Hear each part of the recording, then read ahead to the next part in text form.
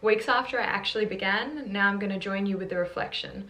So you're about to see part 4. Yeah, it dragged on a bit. I don't know how the internet works. I don't know you kids these days and your technology and your things. I thought it was like TV, where like once a week I could release an episode, but technically all 4 episodes are based within the space of like a few days. Ignorance on my behalf, I guess.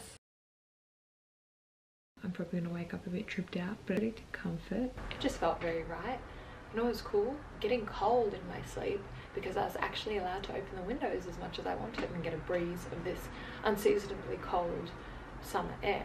Otherwise it felt natural. It felt like I was meant to be here my whole life. Like it felt spacious and I didn't feel claustrophobic and have stuff towering over me. And the main thing I don't like is the smell of like bad oil and meat wafting up from the kitchen into my room. So still not a fan of the sharing a bathroom situation. It does suck. I definitely don't feel fully comfortable.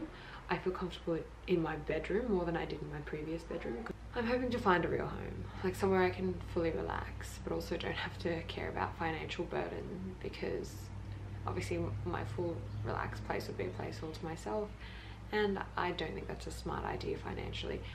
I just returned from one of my first visits back home, and when I was leaving, my mum, like outside the front door, hugged me goodbye and started crying. She was like, I'm sorry I couldn't provide you with your own room and everything you wanted. And she just, like, it almost broke me for a second, but I don't cry in front of my mum. I stopped it, and now all the emotion is pretty much gone. But it was just so sad hearing her actually be sad and be like, I'm sorry I couldn't provide you with everything you wanted. And it's like, I spent so long being angry at her.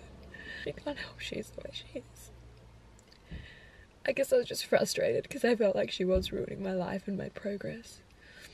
I don't want her to be sorry. As much as this whole time I wanted her to have to feel bad for what she puts us through. That's why I want to succeed and be able to provide for not only myself but her and everyone else, because once everyone's provided for and there's nobody, you know, living with randoms or struggling, then she won't have to feel sorry anymore because everything will be sorted out. Like, everyone can just be comfortable. It's time to reflect. What did this change do to me?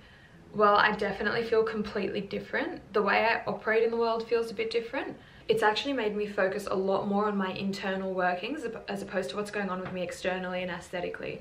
So on the downside, that means I actually haven't exercised in like 2 months because I just haven't prioritized that. Don't trust the outfit. It's a lie. I don't work out. It's just fucking comfortable, and there's a bit of skin for the people that are here for that. I just now realize that I should be taking care of my mother emotionally, not just financially, as was always my idea of saving her. Like, money does buy happiness, honestly, but with shit people around, or people with shit behavior, it can only take you so far. I've been here 7 weeks. One thing it has done is it's made me have a lot of pity and understanding for my mum. Like, she loves us, she tried, she put everything into having us, and it's frustrating when you've got the person in your face and controlling you, or at least trying to, but when you're out of there, all you can see is like who they really are. And the other day I was at a shopping centre and there was a woman in front of me, probably close to my mum's age, and she was about to go up the escalator in front of me, and I saw her pause for a while and look down and really watch the escalator, and like, you know, like as if she was nervous about getting on because it's moving and she could get hurt. And I remember I once saw my mum do that, and my initial reaction was to get frustrated because I was like, why are you being fucking weird? But like, I just look back and I'm like, she's just a vulnerable person, and my priority should be to look after her, which it always has been in some way. But I've always thought if I look after her financially, I didn't realize that she needs to be looked after emotionally, and it's something I haven't done at all. And as an adult, I know it's difficult, like circumstantially, but it should be my goal to rise above any resentment I have, and instead put her mental health and her emotional health as my first priority. As of this point, I'm going to cease giving information about my family, my mother, whatever. It's a very important topic to me, but at the same time, I think they deserve respect and privacy. It is stuff that I will use, whether it be autobiographical or I draw inspiration from it. I'm going to use that in other projects that are a bit more meaningful and bigger to me.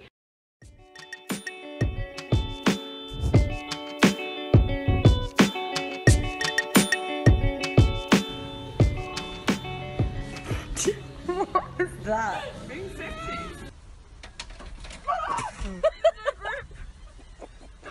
Yeah, she made my head to be here. Go down to the video. Girl, you're my angel. You're my darling angel. Closer than my baby. 三种。